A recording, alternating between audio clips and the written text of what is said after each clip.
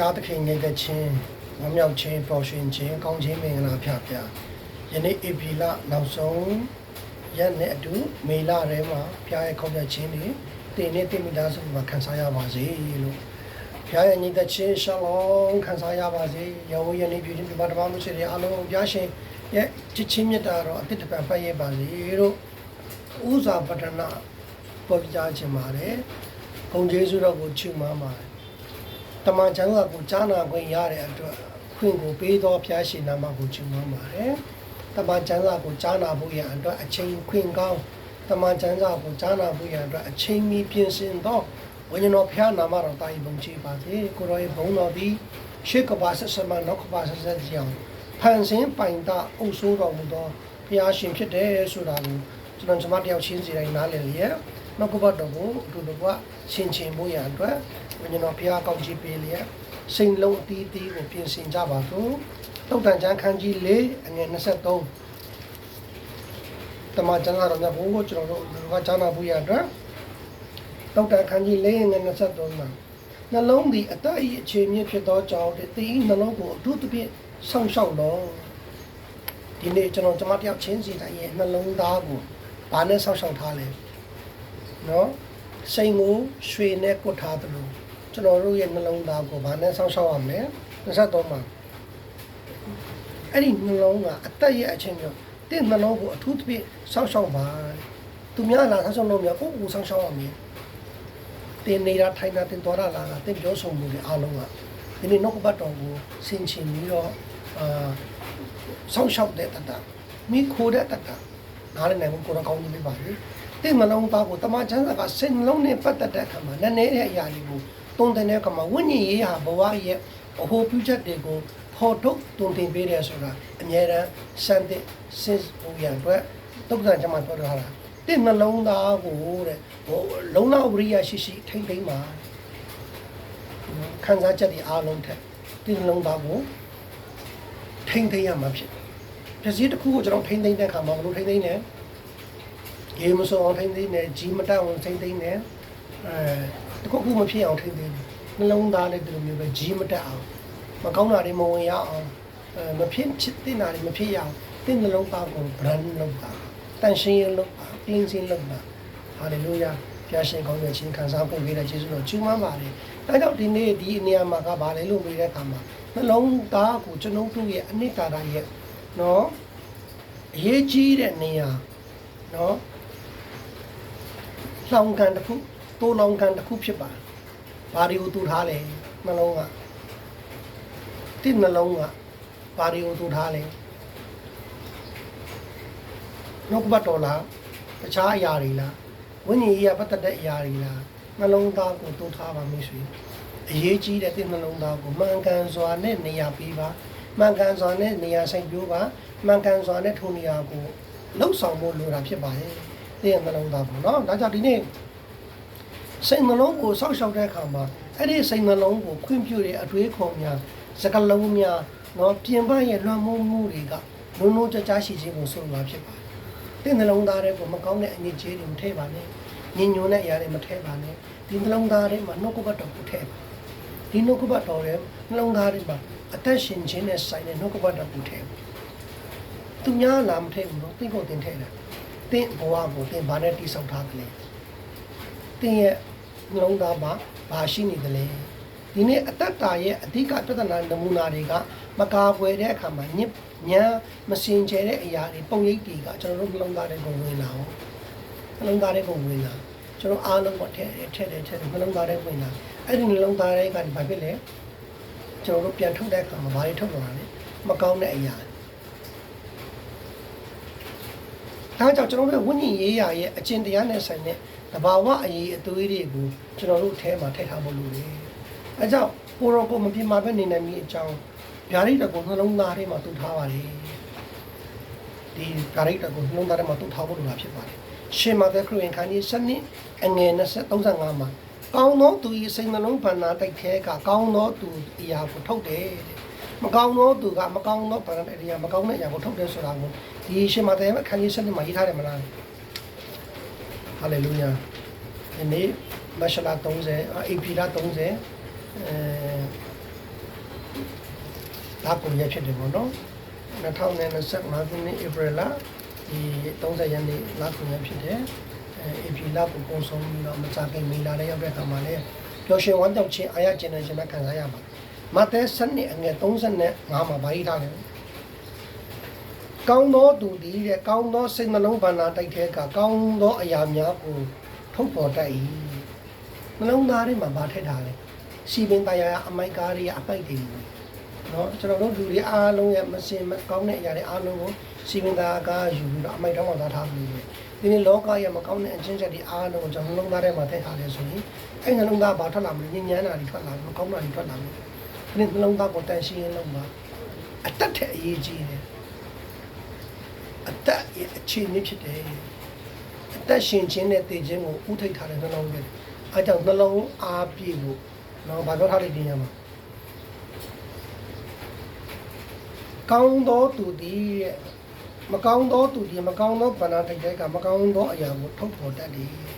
တဲ့နှလုံးသားထဲကနေမကောင်းတာတွေရှိရင်မကောင်းတာတွေထုတ်ပေါ်ဖို့တတ်တယ်ကောင်းတာတွေရှိကောင်းတာတွေထုတ်ပေါ်တတ်တယ်ဒီနေ့ကျွန်တော်တို့နှလုံးသားကဘာကိုထုတ်ပေါ်နေလဲနားလည်နိုင်မှုရတဲ့ဖျားရှင်တင်လို့ဆက်လက်ကောင်းယူပါ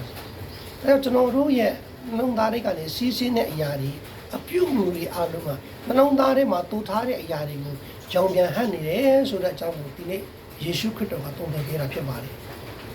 ဒီနေ့ကောင်းမွန်သောအတ္တတာဘုရားသခင်နဲ့အမှန်တရားချစ်ခြင်းဖြောင့်မတ်ခြင်းအဲ့ဒီနှလုံးသားပူဇော်ပြုတာဖြစ်တယ်ဘုရားသခင်နှုတ်မှုတဲ့စကားတွေကိုတွေးတောဆင်ခြင်တဲ့အခါမှာကျွန်တော်တို့လှုပ်ဆောင်တဲ့အရာတွေကအဲ့ဒီဘန္နာတွေဖြစ်လာဘုရားကိုချီးမွမ်းနေဘုရားကိုကိုးကွယ်တဲ့ကျောင်းသားဖတ်တဲ့ဆုတောင်းတဲ့ဘုရားကိုယ်တိုင်မွတ်ပြောတဲ့တော့သင်ပါဖြစ်နေသင်နှလုံးသားထဲမှာဒါတွေကပေါက်ဖွာကြီးထွားလာတာဖြစ်တယ်တကယ်လို့သင်မကောင်းတဲ့ဗန္နာတိုက်ဆိုတာကတော့ပျက်စီးနေတဲ့နှလုံးသားမကောင်းတဲ့အကြံစီတွေနှလုံးသားထဲမှာဘာဖြစ်လဲမကောင်းတာတွေကိုတင်ကြားနေတဲ့အရာတွေအားလုံးကတင်းထဲကလည်းစီးထွက်လာဖြစ်တယ်။အဲဒီနေ့ကျွန်တော်တယောက်ချင်းစီရဲ့ဘဝတရားတွေမှာလှပတဲ့နှလုံးသားကနော်နှလုံးကကျွန်တော်တို့ခန္ဓာကိုယ်ရဲ့မျက်နှာရဲ့ပြင်းပေါက်ဖြစ်တယ်လို့ပြောတဲ့ကြောင့်ဒီနှလုံးရွှင်လန်းတဲ့အခါမှာအချင်းချစ်သူတင်းစိမ်လုံးကောင်းစားတဲ့အခါမှာရာကောင်းစားမယ်လို့ပြောထားတယ်နော်။သုံးရောခန့်ချင်းသိမှာကျွန်တော်ကောင်းစားခြင်းကနှလုံးသားကောင်းစားဖို့လိုတယ်ဒီနှလုံးသားကောင်းစားတဲ့အခါမှာဘဝနဲ့ပဲအားလုံးကောင်းစားမယ်မင်္ဂလာရှိလာမယ်နော်ဒါတွေအားလုံးကောင်းစားမယ်နှလုံးသားညစ်ပတ်တဲ့ဆိုရင်တော့ဆင်းရဲတယ်အဆင်ပြေတာတွေခက်ခဲတာတွေနာကျင်မှုတွေကြောင်းမှာဖြစ်ပါတယ်မာသဲခန်းကြီး15အငယ်19မှာ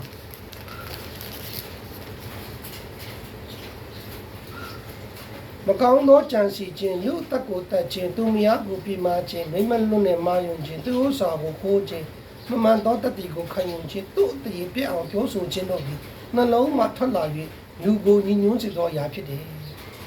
ကျွန်တော်တို့နှလုံးသားတွေကဘာတွေဖြစ်လာလဲလူအသက်ကိုတတ်တာတွေနောက်ပါလေသူမယားကိုပြမာတယ်မိမလွတ်နဲ့မာယုံနဲ့သူ့ဥစ္စာကိုခိုးတယ်နောက်မမှန်တဲ့တတိကိုခံတယ်မကောင်းတာတွေပြောတယ်သူများတင်းပြောတယ်သူ့အတည်ပြအောင်ပြောတယ်နှလုံးမှာထွက်လာတဲ့ကြောင့်လူကိုညှဉ်းညွန်းစေတဲ့အရာဖြစ်တယ်လူကိုညှဉ်းညွန်းစေတဲ့အရာဖြစ်နှလုံးသားထွက်လာတဲ့အရာအဲကြောင့်အပြင်ပန်းကိုကျွန်တော်တန်ရှင်းတယ်ညခုံးလောက်ညခုံးလို့ဆဲတယ်ကနာကိုလောက်မျက်နှာတွေပေါင်းတယ်နဲ့သားတွေနှာခမ်းတွေကလင်းချင်းလုပ်တယ်ဒီပင်ညက်တယ်လောက်အောင်လို့လည်းနှလုံးသားကိုတော့ဘယ်မှမလောက်အောင်မလုပ်ကြတယ်ခန္ဓာကိုယ်လောက်ဖို့တဲ့အတွင်းနှလုံးသားလောက်မြည်ကြည့်ကျွန်တော်တို့နှလုံးသားလောက်ရင်လားကျွန်တော်တို့နှလုံးသားလောက်မှသာပြီးဖျားနှစ်တက်တဲ့အရာတွေဖျားသခင်ကကျွန်တော်တို့ရဲ့နော်အပြင်ပိုင်းကိုမကြည့်ဘူးအတွင်းနှလုံးသားကိုကြည့်တယ်အဲလှပတဲ့နှလုံးသားလှပတဲ့စိတ်တက်ရည်ရနော်အကျင့်ပြတ်ခြားစားနေတဲ့လောကကြီးမှာမိတ်ဆွေနဲ့မိတ်ဆွေရဲ့မိသားစုအသင်းတော်သာသနာ့ဒီပါလေလှပတဲ့နှလုံးသားနဲ့လှပတဲ့ဘဝတွေနဲ့တိဆောက်ပြီးတော့လောကကြီးမှာအလားဆင်နိုင်တဲ့ဓမ္မမိတ်ဆွေယုံကြည်သူများဖြစ်ပါမိကြောင်းဒူလော့ချက်မရှင်ကျမ်းစာအကြောင်းကနေခွန်အားပေးခြင်းတာဖြစ်ပါတယ်နောက်ကတော့မိတ်ဆွေတို့ခွန်အားရတယ်ဆိုဓမ္မတော်သူတွေကိုပြန်ဝင်မြပေးပါအောင်ဆုတောင်းခက်ချက်တွေရှိမိတ်ဆွေတို့ဆုတောင်းပေးနေပါတယ်အေပီလာတလားလုံးကိုကိုရောကတင်လို့ကမဆာခဲ့တဲ့ဗီဒီယိုလာမဲ့မိတာထဲမှာလည်းဝမ်းမြောက်ပျော်ရွှင်ကြွယ်ဝခြင်းကောင်းခြင်းမင်္ဂလာတင်လို့ကမခံစားရမှာဖြစ်ပါတယ်ယနေ့ပင်တင်လို့တရားတွေလွတ်မြောက်နေရကောင်းခြင်းမင်္ဂလာနဲ့လှပတဲ့နှလုံးသားများပိုင်ဆိုင်နာပိုင်မှုရန်အတွက်ခွန်အားပေးခြင်းပါဘုရားရှင်နာမတော်ဤပုံကြည်ပါမယ်ဘုရားရဲ့ဂုဏ်ကျေးဇူးတော်ကိုချီးမွမ်းပါတယ်ကိုရောနာမတော်ကောင်းကြီးပါဘ နာမတော်ဒီကဘာဆက်ဆက်ဘုံကြီးပါသည်တခင်ယေရှုကအပြစ်ဒီလူနှလုံးသားကနေစတယ်အပြင်ပန်းထုတ်ပေါ်ပြောဆိုခြင်းမပြုမီကျွန်တော်တို့အတွင်းနှလုံးသားထဲမှာတိတ်တက်နေရာယူနေတယ်ရှင်သန်နေတယ်မကောင်းတဲ့အကျင့်စရိုက်တွေမနာလိုမှုတွေမုန်းတီးမှုတွေအပြင်ကိုမထွက်ခင်အထဲမှာရှိနေစိတ်နှလုံးအပြစ်မူလအရေးမြစ်ဖြစ်အဲ့ဒီအပြစ်သားများကိုပြစ်သားဖြစ်စေတယ်ပြင်ပအခြေအနေများကမဟုတ်ဘူးအပြင်အဖတ်တွေကြောင့်မဟုတ်ဘူးနော်ကျွန်တော်တို့ရဲ့နှလုံးသားထဲမှာဗီဇအပြစ်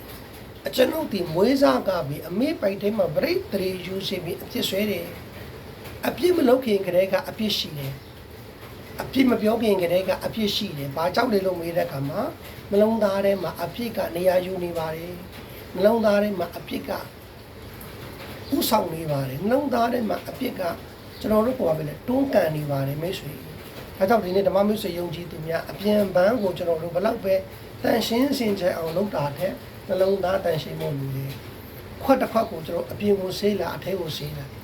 သမင်းစားတဲ့အခါရေးတောက်တဲ့အခါမှာအတွင်းကအရေးကြီးတယ်ကောင်းချင်းမင်္ဂလာတဲ့အခါမှာအတွင်းကိုတန်ရှင်းလုပ်ဖို့လူတွေအတွင်းကို cleansing လုပ်တဲ့တန်ရှင်းလုပ်တဲ့အခါမှာကောင်းချင်းမင်္ဂလာစစ်စစ်မှာဖြစ်ကျွန်တော်တို့ရဲ့ခန္ဓာကိုယ်တစ်ခုလုံးကိုတန်ရှင်းလုပ်တာတဲ့နှလုံးသားကိုတန်ရှင်းလုပ်ပါလှပတဲ့ဘဝလှပတဲ့မိသားစုလှပတဲ့အသင်းတော်လှပတဲ့သာသနာလုပ်ငန်းများဖြစ်မှာဖြစ်ပါတယ်ရေရှည်တည်တံ့ခိုင်မြဲမယ်တာ၍အကောင်းမြတ်ခြင်းနဲ့ခံစားရမယ်အသွင်ပြောင်းခြင်းလိုအပ်တဲ့နှလုံးသားကဘာလဲလို့မေးတဲ့အခါမှာဒီအခန်းမှာရှင်းရှင်းလင်းလင်းဖော်ပြထားတာတွေ့ရတာဖြစ်တယ်နှလုံးမှာကျွန်တော်တို့ဝိညာဉ်ရေးရာအတိတ်ကချက်ဖြစ်တယ်လက်တွေ့တက်ရောက်မှုအချက်တွေဖြစ်တယ်ဒါကြောင့်စဉ်ဆက်မပြတ်လုံးလုံးတကြားရှိတဲ့နှလုံးကိုစောင့်ရှောက်ခြင်းကပြင်ပလွှမ်းမိုးနေတဲ့နေ့စဉ်အာယုံလှုပ်ဆောင်မှုတွေနဲ့လွှမ်းမိုးမှုတွေဖြစ်တဲ့အတွက်ကြောင့်အမြဲတမ်းကြိုးစိုက်ပါတုတ်တန်ခန်းကြီး၄နဲ့23ပါနော်မိမိကိုမိအမြဲတမ်းပြင်ဆင်ပါကောင်းမြတ်ခြင်းပြည့်စုံခြင်းဘုရားသခင်နဲ့အတူချမ်းသာပတ်ခြင်းဆုတောင်းခြင်းမိတ္တဟာယဖွဲ့ခြင်းအမြဲတမ်းလုပ်ပါနော်ကိုရိုနာမိတ္တဟာယဖွဲ့ပါကိုရောကိုကျေးဇူးတင်ပါကိုရောကောင်းမြတ်ခြင်းကိုဝန်ခံပါအေပီလက်တလာလုံးပို့ဆောင်ပေးခဲ့တဲ့ဘုရားသခင်ဒီမေရာထဲမှာမိတ်ဆွေဘဝတရားထဲမှာထုမြတ်ခြင်းကောင်းမြတ်ခြင်းတော်ရှင်ခြင်းတွေခံစားရလို့ဘုရားမှာဖြစ်ပါလိမ့်။နောက်နေ့စဉ်ကျွန်တော်တို့ဝန်ခံမှုလိုတာဖြစ်ပါတယ်။နော်နေ့စဉ်ဝန်ခံခြင်းစင်ကြယ်ခြင်းစိတ်နှလုံးမှာပေါ်ပေါက်တဲ့အဖြစ်များကိုအတိမတ်ပြီးတော့တန်ရှင်းခြင်းအတွက်ဘုရားသခင်မှာတောင်းခံပါ။မာသဲခန်းကြီး15အငယ်7မှာလူတတ်ကိုတတ်ခြင်းသူများကိုပြမခြင်းမိမလွတ်နေမာယုံခြင်းသူတို့စာကိုကိုခြင်းမမှန်သောတတ်တွေကိုခံခြင်းသူ့အသေးကိုရှုတ်ချခြင်းနှလုံးမှာထွက်လာ၍လူကိုညှဉ်းညွန်းစေတဲ့အရာဖြစ်တယ်ကျွန်တော်တို့ဘဝကိုညှဉ်းညွန်းစေတယ်ခန္ဓာကိုယ်ကိုအလင်းမရအောင်ကျွန်တော်တို့ဉာဏ်မျက်စိတွေကွဲစေတယ်နေရာကလည်းစိတ်နှလုံးထဲမှာမှားယွင်းနေတဲ့အရာအဲ့ဒီနှလုံးသားကလည်းကျွန်တော်ခန္ဓာကိုယ်လွှမ်းမိုးလိုက်တဲ့အခါမှာအဖြစ်ကိုဖြစ်စေတယ်နောက်ကျွန်တော်တို့နှလုံးသားကိုဆင်ခြင်မှာနှလုံးသားကိုပြင်ဆင်မှာအတ္တကိုဆင်ခြင်မှာအဲကြောင့်ဒီနေ့ဘုရားသခင်နဲ့အခြားသူများနဲ့ကျွန်တော်တို့ဆက်ဆံရေးဟိုဖြစ်တဲ့အတွက်ကြောင့်တမန်ကျမ်းစာကစိတ်နှလုံးကိုအာယုံစိုက်ဖို့ရတဲ့တောင်းဆိုနေတယ်မိတ်ဆွေရဲ့ဘောတရားတွေတန်ရှင်းသောဝိညာဉ်တော်ကကျွန်တော်တို့ရဲ့အတွင်းမှာအလုပ်လုပ်ရခွင့်ပြုဖို့ရအတွက်ဒီနေ့ကျွန်တော်တို့တရားထဲမှာစာလန်ရှာကဘာပြောရလဲစာလန်ခန်းကြီး51ငယ်50မှာ50တခုမသောစာလန်အပိုင်းငယ်10မှာ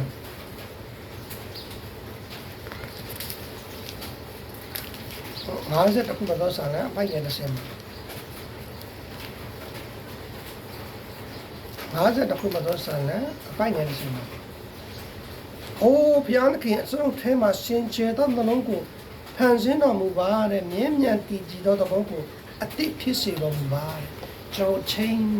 ပြောင်းလဲတဲ့တတ်တာဖြစ်ဖို့ရတယ်ဘာလို့လဲလို့မေးတဲ့အခါမှာကျွန်တော်ထဲမှာရှင်ကျေတဲ့နှလုံးကိုတုံ့တင်တော်မူပါဖန်ဆင်းပါနှလုံးသားကမိုက်ရိုင်းတဲ့နှလုံးသားဖြစ်စိုးညစ်တဲ့နှလုံးသားဖြစ်ဘုရားကခန္ဓာကိုယ်မကြည့်နှလုံးသားကိုကြည့်လူကအပြင်ပိုင်းကိုကြည့်တဲ့ဘုရားကအတွင်းကိုကြည့်တယ်အဲဒါဗမာအိဒါလေတည်ကြည်တဲ့သဘောကိုအတိပြုပြင်တော်မူပါမှန်ကန်တဲ့သဘောလားနော်ဘုရားနဲ့တတ်တဲ့သဘောလားဘုရားအားရကျင့်နဲ့စေတဲ့သဘောလားကျွန်တော်တို့နေ့စဉ်လှုပ်ဆောင်တော့တရားဖြစ်ဖို့ရန်အတွက်ဒီနေရာမှာကျွန်တော်တို့ကိုတုံ့ပြန်တာဖြစ်တယ်အတွင်းဝိညာဉ်ထဲမှာအတွင်းဝိညာဉ်ရေးရမှာကြီးထွားတဲ့တရား အတွင်းဝိညာဉ်ရေးရတတာထဲမှာခိုင်ခန့်တော့တတာဝိညာဉ်ရေးရကြီးထားတဲ့သူဘယ်တော့မှမလဲတော့ဘူးဖြစ်တယ်ဘယ်တော့မှမဆုံးရှုံးတော့ဘူးဖြစ်တယ်ဘုရားသခင်ကကျွန်တော်တို့ကိုစင်ကြဲတဲ့နှလုံးကိုဖန်ဆင်းထားတယ်ဘုရားသခင်ကသူ့ရဲ့နှလုံးသားထဲမှာနေထိုင်ရန်ဆုတောင်းမှုရန်ချက်ကျွန်တော်နေ့စဉ်နဲ့အမျှကျွန်တော်တို့ကိုရောထံမှာဆုတောင်းမှုလိုတာဖြစ်ပါတယ်ဆိုတော့ဒီနေ့ဒီနေရာမှာပြန်လည်ဖော်ပြချင်တာဖြစ်ပါတယ်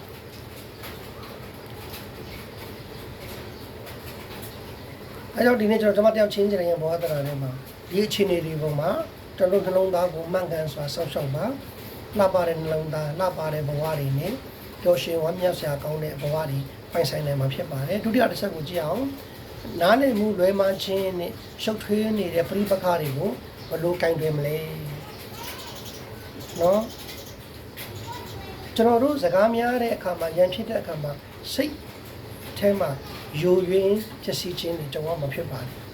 ဒါကြောင့်ဒီနေ့ကျွန်တော်တို့နှလုံးသားနဲ့ပတ်သက်တဲ့အန်တရာတွေကိုပုံပုံရင်ဆိုင်နေရတဲ့အခါမှာမပြုတ်လို့လွဲမှားခြင်းကိုဖြည့်ရှင်းရန်အရေးကြီးတယ်လို့သင်ပြောနိုင်တာဖြစ်ပါတယ်ဒါကြောင့်ဒီနေ့ရှုပ်ထွေးခြင်းများနဲ့လွဲမှားတဲ့ဆက်ဆံရေးတွေနော်ဒီနေ့ကျွန်တော်တို့ရဲ့မိတ်ဆွေတငယ်ချင်းများပျက်စီးနေတဲ့အရာတွေကျန်းစာကတိုက်ပွဲတွေအတွက်ပျက်စီးဆုံးရှုံးမှုတွေပျက်စီးခြင်းတွေကြုံရမယ်။တင်ရမိသားစုတွေတင်ပတ်ဝန်းကျင်နားလည်မှုတွေနော်ဆွဆွဲချက်တွေတစုံတူကနော်မလေးမစားဆက်ဆံခြင်းတွေတင်းငယ်တဲ့ပြဿနာတွေကြီးမားတဲ့ပြဿနာတွေအားလုံးကိုကျွန်တော်ခြေလန်းနေရုံကြုံတွေ့ရတဲ့အခါမှာတဲ့တင်ဘယ်လိုမျိုးဓာတ်တွေကိုဖြည့်ရှင်းမလဲ။အဲတင်းရဲ့အိမ်တောင်ရေးမှာတတိထားတဲ့အခါမှာအငင်းပွားမှုတွေညီးတွားခြင်းတွေကြုံရမယ်။ဘာကြောင့်လဲလို့မေးတဲ့အခါမှာအဲ့ဒီအရာတွေအားလုံးတဲ့တင်းရဲ့လှုပ်ဖို့ကင်ဘက်တွေနဲ့မဟုတ်ဘဲနဲ့တင်းမှန်မှန်ကန်ကန်တတိပြရင်အမြဲစူးစမ်းတဲ့အခါမှာတင်းအိမ်တောင်ဘက်နဲ့ဆက်နွယ်မှုတွေပျောက်ဆုံးသွားနိုင်တယ်။အဲ့ဒီအစားနားထောင်ရန်နားလည်ရန်ရွေးချယ်ပါ။ဒါကြောင့်ဒီနေ့ဒီတင်းဘဝတစ်လျှောက်လုံးမှာနှစ်ပေါင်းများစွာတင်းတတာထဲမှာနော်ချစ်ချင်းမေတ္တာမဖြတ်စည်းရန်အတ္တတာတွေကိုဖြည့်ရှင်းရန်ကုညီရန်ဝိညာဉ်တော်ဖျားအမဆမှာဖြစ်ပါတယ်။ခင်မီရင်းဒီအဖို့တန်တဲ့အရာတွေဖြည့်စည်းသွားတယ်။အသေးစားနားလည်မှုတွေဖြည့်စည်းသွားတယ်။နာန်စင်မှုလွဲမှားသွားမယ်။ဒါတွေမကဘဲနဲ့ဒီနေ့မောင်မာနထောင်လွှမ်းခြင်းကြောင့်ဖြည့်စည်းသွားမယ်။စစ်မှန်တဲ့မိတ်ဆွေတူသဘောထားပွဲလဲခြင်းကပုံလင်းစေတယ်ဆိုတာကျွန်တော်တို့သိရှိဖို့လိုတာဖြစ်ပါတယ်။အဲကြောင့်ကျွန်တော်အလုပ်ခွင်တွေမှာရှုပ်ထွေးမှုတွေနော်ပရိပခတွေပူပေါင်းဆောင်ရွက်နိုင်တဲ့အရာတွေအားလုံးပျက်စီးသွားပြီမဲ့လူတွေကငင်းခုန်တဲ့အခါမှာအစိတ်တောက်ဖြစ်စေတယ်။ပတ်ဝန်းကျင်ကိုဖန်တီးပေးတယ်။ရေမှန်းချက်တွေကိုအာယုံဆိုင်မဲ့အစောပိုင်းလူတွေရဲ့အတ္တတွေကိုအာယုံဆိုင်စေတယ်။အေးစိတ်တည်ငြိမ်စွာနဲ့ဒေါသကိုကြော်ရဖို့ရန်အတွက်ဒီနေ့လှုပ်ဆောင်နေတဲ့အရာတွေအားလုံးကိုကြုံတွေ့နေတဲ့အရာတွေအားလုံးကိုနော်ကြော်လွှားဖို့ရန်အတွက်ကျွန်တော်အေးစစ်စစ်နဲ့လှုပ်ဆောင်ပါပြင်ဆင်ပါလို့ပြောတာဖြစ်တယ်။အဲကြောင့်ဒီနေ့ဒီကြုံတွေ့နေရတဲ့အရာတွေအားလုံးကိုနံပါတ်1နားလည်မှုအငင်းပွားမှုပြောင်းလဲလိုက်ပါ။နားလည်ပေးလိုက်ပါအငင်းပွားမှုကလည်းစအနိုင်ရဖို့အတွက်နားထောင်ဖို့ပုံရေးကြီးတယ်။နားထောင်လိုက်ပါ။နံပါတ်2ကတည်ငြိမ်စွာပညာရှိပါ။အစုံတူကိုတော့ထွက်နေပါကတိုက်ခိုက်နေပါကပြန်မတုတ်ခိုက်မတိုက်ခိုက်ပါနဲ့ငြိမ်းချမ်းရေးရွေးချယ်လိုက်ပါ။နော်ကြုံရတဲ့အရာတွေနံပါတ်3ကအခြားသူအတွက်စဉ်းစားပေးပါ။တင်ရွေးချယ်ပဲလုပ်ရမယ့်အရာတွေမိသားစုအိမ်တောင်ရေးနော်ချစ်ချင်းမြတ်တာဒီအရာတွေအလုံးအတွက်အကောင်းဆုံးကိုရွေးချယ်ပါအားလုံးမိတ်ဆွေနားလည်ပါဒါကြောင့်ဒီနေ့ချစ်ခင်မြတ်နိုးတဲ့တမိုးကြီးတဲ့အရာတွေအလုံးတွေအတွက်ဘုရားသခင်ကိုကျေးဇူးတင်ပါမလိုလားအပ်တဲ့အပြုအမူတွေကိုရှောင်ပါနားထောင်ခြင်းဖြစ်ကျွန်တော်တို့ရဲ့ဆက်ဆံရေးတွေကိုဘာဖြစ်လဲတည်တတ်စွာလှုပ်ဆောင်ပါအဲကျွန်တော်တို့လောက်ရတဲ့အလုံးကမိသားစုအိမ်တောင်ရေးခင်မီရင်းနှီးခြင်းတွေလှုပ်ဆောင်မှုရန်အတွက်ဒီနေ့ပေါ်ပြစီချင်တာဖြစ်ပါတယ်။ဒါကြောင့်ဒီကျွန်တော်တို့ကြုံတွေ့နေရတဲ့ခက်ခဲအတားဆီးတွေအားလုံးပေါ်မှာနားလည်မှုရှိလို့လို့ရတယ်။အခြေအနေတွေအားလုံးကိုကိုယ့်ဘက်ကနေစောတကတက်ပြီးတော့မလုံမီတယောက်နဲ့တယောက်နဲ့နာခံမှာနားလည်ပြီးပါ။ဟုတ်ပြီကျွန်တော်အဆုံးသတ်ကြည့်အောင်လုပ်ဖို့တော့ဘုရားသခင်အစီအစဉ်ကိုနာခံမှာတမန်တော်ခန်းကြီး26အငယ်19မှာတမန်တော်ခန်းကြီး26အငယ်19မှာ26အငယ်19မှာအိုအခိပမင်းကြီးတဲ့ကောင်းကင်ကဖြစ်သောထူကြရိတ်တော်ကိုကျွန်တော်ဒီနားမထောင်ပဲမနေပါဖျားစကားကိုနားထောင်ဖို့ကျွန်တော်တို့အမြဲတမ်းပြင်ဆင်မှုလိုတယ်ဆိုတဲ့အကြောင်းနဲ့ဒီနေ့ဧပြီလ30ရက်နေ့2025ခုနှစ်အတွက်လောကဘတ်တော် ဒီလားအတွက်ကျွန်တော်တို့ဒီအချက်နဲ့အဆုံးသတ်မှာဖြစ်ပါတယ်ပေါလုကအဂိပမင်းကြီးရှေ့မှာဘာကြောင့်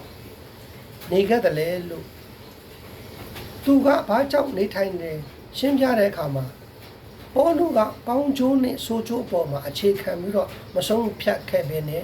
သူကဘုရားသခင်ပေးတော့ယူပါယုံနောက်ကိုလိုက်ခဲ့တာဖြစ်ပါတယ်ရှင်ဘုရင်ရှေ့မှာပေါလုကကာကွယ်မှုကရိုးရိုးရှင်းရှင်းပဲသူကဘုရားသခင်စကားကိုနာခံနေဒီနေ့ကျွန်တော်တို့လောကကြီးမှာကြုံရတဲ့အရာတွေအလုံးထဲမှာဘယ်စကားကိုနားတကယ်မလဲဘုရားသခင်ထံမှာဗျာဒိတ်ယူပါယုံကတင့်ဟာအတိတ်ကြောက်ရွံ့ခြင်းတွေလုံးစော်တတ္တိတွေကိုပေးပါတယ်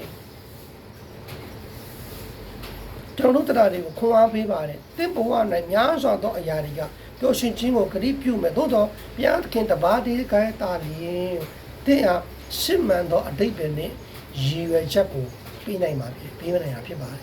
လောကမှာဘယ်အခါမှကျွန်တော်တို့ကိုမကူညီနိုင်ပါဘူးလောကကဘယ်အခါမှကျွန်တော်တို့ကိုမထောက်ပံ့နိုင်ပါဘူးဘယ်အခါမှကျွန်တော်တို့ကိုလှုပ်ဆောင်ပေးနိုင်ပါဘူးလောကဘတ်တော်ကပဲကျွန်တော်တို့ကိုဂရိတီတဲ့မဟာစာနေတယ်ကျေစုပြုနေတယ်ဒါကြောင့်ဘုရားသခင်ရဲ့ယူပါယုံကအရန်အရေးကြီးတာဖြစ်တယ်ဘုရားစကားကိုကျွန်တော်ကြားပါဘုရားသခင်ရဲ့အစီအစဉ်ကအမြဲတမ်းကြီးမားအောင်နေတာဖြစ်ပါတယ်ကျွန်တော်တို့ဆုတောင်းခြင်းဖြင့်တမန်ကျမ်းစာကိုဖတ်တယ်တမန်ကျမ်းစာကိုဖတ်တဲ့အခါမှာသူတို့ကောင်းကိုကူညီတယ်သူ့ရဲ့ချက်ချင်းမြတ်တာတွေမျှဝေတယ်ပုံသက်တွေကောင်းတစ်ခုပြီးတစ်ခုမရှိမဖြစ်ဘုရားသခင်အစီအစဉ်နဲ့သူ့ဘဝအတွက်ရည်ရွယ်ချက်တွေအားလုံးကိုကိုက်ညီလာမှာဖြစ်ပါတယ်တခါတရံကြောက်ရွံ့ခြင်းတွေတန်တရားတွေကိုကျွန်တော်တို့အာယုံစိုက်ဖို့မဟုတ်ဘဲနဲ့ဘုရားသခင်အစီအစဉ်ကိုရှောက်လန်းဖို့ရန်အတွက်ဒါတွေကကျွန်တော်တို့ဟန်တာနေတာဖြစ်ပါတယ်တင်းရဲ့စွမ်းရည်များကိုမသိမချစေဖို့ရန်အတွက်အောင်မြင်မှုကိုအာယုံမဆိုင်ရန်အတွက်တွေးဆောင်နေတာဖြစ်တယ်ဘယ်ဟာတွေကလည်းကျွန်တော်တို့ရဲ့တန်တရားတွေဖြစ်တယ်ဒါကြောင့်ဒီနေ့မိတ်ဆွေတင့်ကိုအားပေးချင်ပါတယ်တတိယပါဘုရားသခင်ကတင့်ကိုတူးတဲ့ရှောက်လန်းနေဖို့ရန်အတွက်မဖြစ်စေပါဘူးသူကတင့်လုံးအပ်ဒီခွန်အားနဲ့လမ်းညွှန်မှုကိုအမြဲတမ်းမဆာ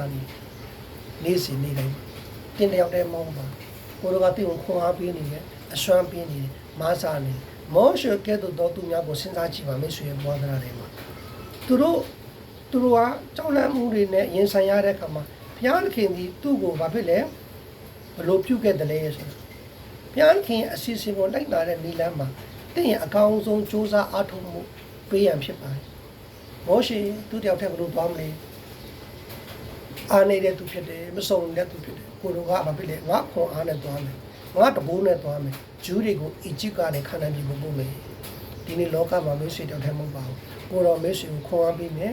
ဉာဏ်ပညာပေးမယ်အစွမ်းတတိပေးမယ်ဗိတ်တိတ်လေးမဆာကျေစုပြုမှာဖြစ်ပါတယ်ဘလို့အချင်းချင်းပဲဖြစ်နေပါစေတင်ထိတ်တန်းကိုရောကိုဦးစားပေးပါတင်ကဘုရားသခင်ကိုဦးစားပေးတဲ့အခါမှာသူကတင်ကိုလမ်းပြမဆာပေးမှာဖြစ်ပါတယ်ယုံကြည်သူတွေရဲ့ဘဝတရားတွေမှာနော်ကောင်းသောအမှန်တရားဖြစ်တယ်တင်ဘဝရဲ့အတ္တကိုဘုရားသခင်ကအပြည့်အဝပေးတဲ့အခါမှာရှင်းမှန်တဲ့ပျော်ရွှင်မှုနဲ့ရည်ရွယ်ချက်ကိုတင်ရှာတွေ့ပါလိမ့်မယ်ဘုရားသခင်ဒီတင်အဖို့ခတ်သိမ်းသောအရာကိုပေးတော်မူတယ်ဘုရားသခင်ပေးတော်မူတဲ့အိမ်မက်ကိုလက်မလွတ်လိုက်ပါနဲ့ဘုရားစကားကိုမရှောင်လိုက်ပါနဲ့ဘုရားကျေးဇူးတော်ကိုကျွန်တော်တို့မမေ့ပါနဲ့ဒါကြောင့်ဒီနေ့တင့်ကိုဒီလိုမေးချင်ပါတယ်တင်ဘဝအတွက်ဘုရားသခင်အစီအစဉ်ကိုတင်နားလဲပါသလားတင့်အတွက်ညောင်းစာဆက်ရှင်ထားတယ်တင့်အတွက်ကောင်းချီးပေးထားတယ်ကျမ်းမာရှင်မင်္ဂလာရှိခြင်းသူ့အတွက်အစိတ်ခံခြင်းသူ့ရဲ့နိုင်ငံတော်ထဲမှာတစ္ဆာရှိရှိလုံးဆောင်နိုင်ခြင်းကျွန်တော်တို့အသက်ရှင်ပြီးကျမ်းမာပြီးကောင်းချီးတွေပေးထားတယ်ကျွန်တော်တို့ကိုယ်တော့ကိုဘာပြန်ပေးလဲဘာလိုမျိုးစက္ကန့်နိုင်တယ်လဲမိမိကိုယ်မိပြန်ပြင်ဆင်ပါဘုရားသခင်အစီအစဉ်ကိုလိုက်လျှောက်ရန်သင်ကြောက်နေပါသလား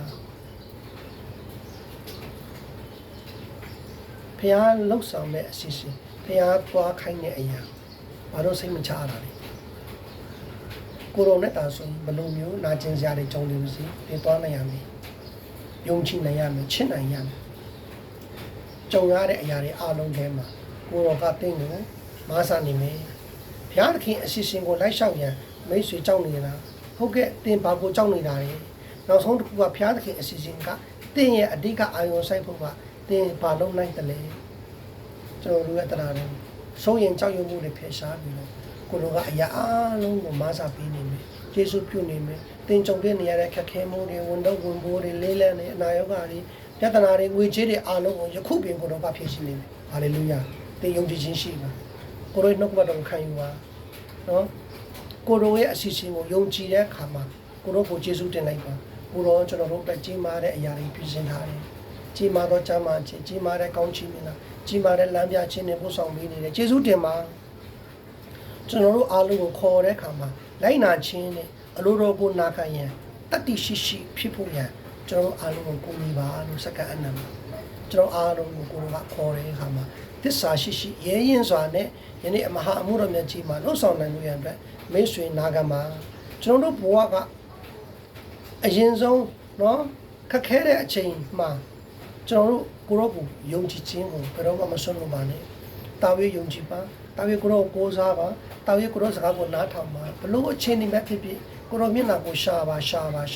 ဆူတောင်းပါเนาะတွားရအစိမ်းများကိုယုံကြည်ပြီးတော့ကျွန်တော်တို့ကိုပြမှာဖြစ်ပါတယ်ဆက်လက်ခွန်အားပေးပါလို့တင်းတတာထဲမှာပြင်ဆင်စက္ကန့်နိုင်မှုရန်အတွက်ခွန်အားပေးခြင်းပါတယ်အဲတော့ဓမ္မမျိုးဆွေယုံကြည်သူများရဲ့တတာထဲမှာကိုရောကကျွန်တော်တို့တတာထဲမှာတာဝေးမဆာလျက်တာဝေးလမ်းပြလျက်ကျေးဇူးတော်နဲ့ရစ်ပတ်နေမှာဖြစ်ပါတယ်တင်းတယောက်တည်းเนาะတင်းလုံးဆောင်မှာမဟုတ်ဘဲနဲ့ငါတင်းတို့နဲ့အတူရှိသောအိမ်မမေကဖျားဖြစ်ပါတယ်ငါတင်းတို့ကိုဆက်လက်ကောင်းချီးပေးနေငါတင်းတို့ကိုဆက်လက်မဆာနေမယ်ငါတင်းတို့ကိုဆက်လက်၍မဟာရှလက်တော်နဲ့ပို့ဆောင်ပေးနေတယ်ခေတ်ဆက်ဆက်မှာတဘိုးကြီးတဲ့ဖျားတည်းမှာတင်းတို့တတာထဲမှာเนาะတာဝေးကျေးဇူးပြုနေမယ်မဆာဒီမှာဖြစ်ပါတယ်ဒူလောချတ်ဒူလောမရှင်ဒူလောသာသနာကနေတော့တော့ဝင်လာနေတာဖြစ်ပါတယ်ဒီနေ့ဧပြီလတလာလုံးဘုရားသခင်ပို့ဆောင်ခြင်းအတွက်ကျေးဇူးတော်ချီးမွမ်းပါတယ်မိလာထဲမှာလည်းဘုရားသခင်အမှုတော်မြတ်မှာကျွန်တော်ဆက်လက်ထမ်းရပါသူဘုရားရဲ့နိုင်ငံတော်မှာအေဝံဂေလိတရားအတွက်တော်၎င်းကျမ်းစာကျောင်းသားတွေအတွက်ထောက်ပံ့နိုင်မှုမချမ်းသာတဲ့သူတွေကိုထောက်ပံ့နိုင်မှုငလင်ဘေးဒုက္ခတွေတွေကိုညီနိုင်မှုရန်အတွက်မိတ်ဆွေရဲ့ပိတ်ကလူတန်းခြင်းလိုအပ်ပါတယ်ခရစ်တော်ရဲ့နိုင်ငံတော်ထဲမှာရှင်ဘုရားဘုရားစစ်ပူဇော်တာဦးတည်ပေးလူပါဝင်သူအားလုံးလည်းဘုရားသခင်ကောင်းကြီးနေပါစေဒီနေ့ကိုချမ်းသာခြင်းရှင်တော်ဝမ်းမြောက်ခြင်းကောင်းခြင်းနဲ့ဆက်လက်ခံစားရပါစေမဆရာတလာလုံးကိုပို့ဆောင်ပေးခဲ့တဲ့ဧပြီလကိုလည်းပို့ဆောင်ပေးတဲ့ကျွန်တော်တို့အပိုင်း၄ပိုင်းဖြစ်သွားပြီနက်ဖြန်မှာတော့အပိုင်း9ရောက်ဖြစ်တယ်မီလာရောက်ဖြစ်တယ်နော်ပြည့်စုံသောနံပါတ်5ဖြစ်5နံပါတ်ကောင်းချင်းမြင်လာနဲ့ပတ်ရတော့နံပါတ်5လပိုင်းမှာတင်းနေတင်မိတာတော့တက်တရာလုံးများပုံမှာကိုရောကချင်းမြောင်နဲ့မဆာနေအကျွေးတွေအားလုံးကြည့်စီလျက်နော်ဝေကျေးကြွယ်ဝတဲ့ကောင်းချင်းမြတ်ခန်းစားစီလျက်တင်းနေပဲတည်တည်မှာမင်္ဂလာရှိတဲ့ဘဝတွေပိုင်ဆိုင်မိကြောင်းခေယေရှုနာမနဲ့ကောင်းကြီးပါတယ်ဒီနေ့တော့ဘတ်တော်မှာမိတ်ဆွေတို့အကျိုးရှိတဲ့ဆုံးလိုက်တဲ့ share လုပ်ပေးပါတာဝေးပြရဲ့ကျေးဇူးပြုနာတော့အတီးတီးတင်တော့မှာခံစားပါမိကြောင်းခေယေရှုနာမနဲ့ကောင်းကြီးပါတယ်အာမင်ဟာလေလုယာအားလုံးကိုဖျားသခင်ရဲ့ကျေးဇူးတော်ပြုနာတော့ကွယ်ကမဆန်ခြင်းနဲ့တူလှပတဲ့နှလုံးသားတွေနဲ့ဘဝတတမှာအောင်မြင်တဲ့တာဝေးအောင်မြင်ခြင်းကိုပိုင်ဆိုင်တဲ့တော့မှာဖြစ်ပါမိကြောင်းကောင်းကြီးပါတယ်ဖျားရှင်ကောင်းကြီးပါစေအာမင်